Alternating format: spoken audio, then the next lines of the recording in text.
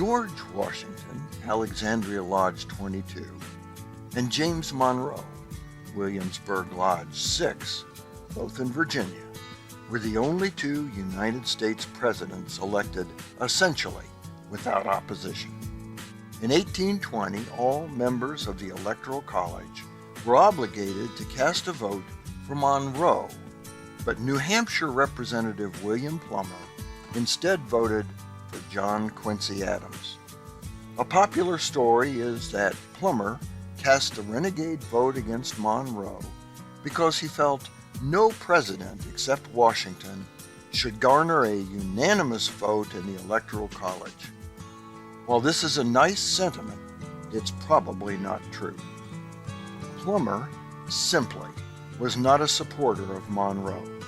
More than that, however, Plummer was also charged to vote for Brother Monroe's vice presidential candidate.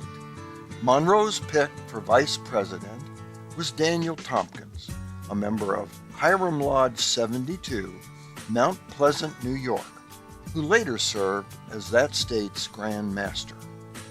Plummer detested Tompkins, describing him as grossly intemperate and having not that weight of character which his office requires. Historians agree it is more likely it was Monroe's association with Brother Tompkins rather than Plummer's admiration of Washington that cost Monroe a unanimous election. But there is actually more to the story. Plummer was not a Freemason. The man for whom he voted, John Quincy Adams, was one of American history's most ardent anti-Masons.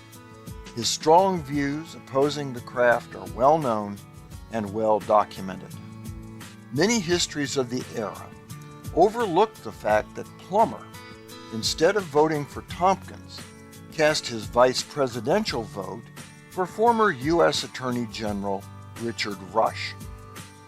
Rush was initiated in Philadelphia's Union Lodge 121 on September 19, 1811.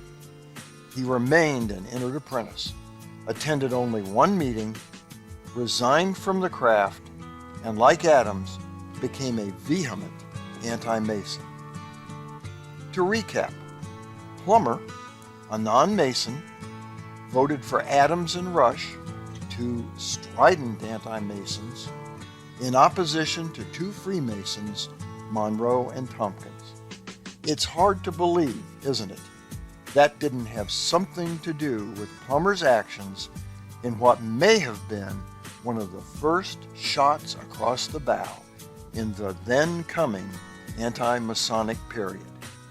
For the Whence Came You podcast, this is Steve Harrison with the Masonic Minute.